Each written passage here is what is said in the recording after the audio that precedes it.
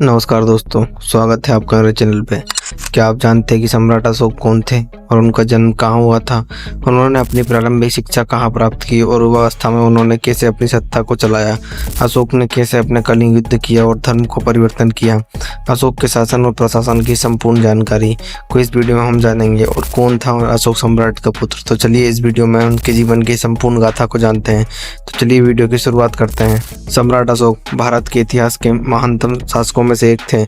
उनका शासनकाल मौर्य साम्राज्य के सर्वोच्च काल में हुआ था, जब उन्होंने भारतीय उपमहाद्वीप के अधिकांश हिस्सों पर अपना अधिकार जमाया। उनका शासनकाल 286 ईसा पूर्व से 232 ईसा पूर्व तक रहा।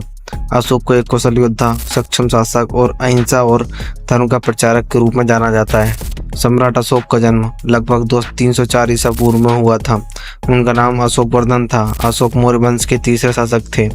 उनके पिता का नाम बिंदुसार था, जो चंद्रगुप्त मौर्य के पुत्र थे और मौर्य साम्राज्य के दूसरे शासक थे।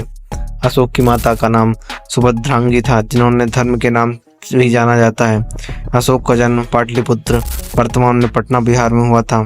बचपन से ही अशोक के अंदर शौर्य, बुद्धिमानी और नेतृत्व की भावना थी, जिसके कारण वे अपने पिता की नज़र में जल्दी ही एक योग्य शासक के रूप में उभरे।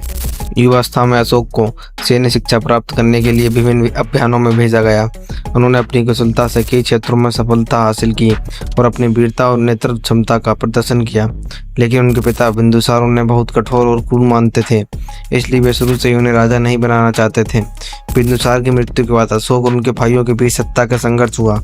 अशोक ने अपने भाइयों को पराजित कर पाटलिपुत्र की गद्दी पर अधिकार कर लिया। सत्ता प्राप्ति के बाद अशोक को चंड अशोक के नाम से जाना जाने लगा, क्योंकि प्रारंभिक समय में बहुत ही क्रूर और कठोर थे। अशोक के शासनकाल का सबसे महत्वपूर्ण युद्ध निर्णायक मोड़ का कलिंग युद्ध था। ये युद्ध 261 ईसा पूर्व में हुआ था। कलिंग वर्तमान मूल से स्वतंत्र था और अशोक की इच्छा थी कि इसे अपने साम्राज्य में मिलाया जाए। अशोक ने कलिंग पर आक्रमण किया, लेकिन इस युद्ध में लाखों लोगों की मृत्यु हो गई और बड़ी संख्या में सैनिक और नागरिक मारे गए। युद्ध के बाद का दृश्य बहुत ही भयानक था। खून से सनी हुई धरती, मृत शरीरों का ढेर और चीख पुकारों ने अशोक के मन को झंझोर कर रख दिया। इस वैभव विनाश ने अशोक को अहिंसा और शांति की ओर अग्रसर किया। कलिंग युद्ध के बाद अशोक ने युद्ध और हिंसा का त्याग कर दिया, बुद्ध धर्म की ओर रुख किया। उन्होंने अहिंसा, शांति और दया का मार्ग अपनाया। सम्राट अशोक ने धर्म को अपनाने अपने जीवन का आदर्श बना लिया। उनका धर्म बुद्ध के सिद्धांतों पर आधारित था, जिसमें अहिंसा, सत्य, करुणा और धार्मिक सहिष्णुता को महत्व दिया गया था।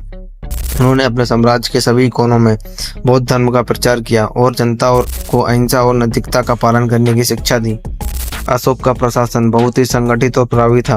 उन्होंने अपने शासनकाल में अनेकों महत्वपूर्ण सुधार किए। अशोक ने अपने साम्राज्य को धर्म पर संगठित किया और जनता की भलाई के लिए कल्याणकारी योजनाओं की शुरुआत की। उन्होंने चिकित्सा व्यवस्था, सड़क निर्माण और शिक्षा के क्षेत्रों में महत्वपूर्ण योगदान दिया। अशोक ने अपने साम्राज्य में कई जगहों पर स्तूपों और बौद्ध मठों का निर्माण करवाया। उनकी धर्म प्रचार की नीति के तहत उन्होंने धर्म महापात्र नामक अधिकारियों की नियुक्ति की, जो लोगों को धर्म का उपदेश देते थे। अशोक ने न केवल भारत में ही नहीं बल्कि अन्य देशों में भी बौद्ध धर्म का प्रचार किया। उन्होंने अपने पुत्र महेंद्र और पुत्री संघमित्रा को श्रीलंका भेजा, जहां उन्होंने बौद्ध धर्म का प्रचार किया। अशोक ने बौद्ध धर्म के संदेश को दूर दूर तक फैलाने के लिए स्तंभ लेख और शिलालेखों का उपयोग किया। इस शिलालेखों में उन्होंने धर्म के प्रति अपने विचारों और नीतियों को प्रस्तुत किया। अशोक ने विभिन्न देशों में दूत भेजे और धार्मिक संवाद को बढ़ाया।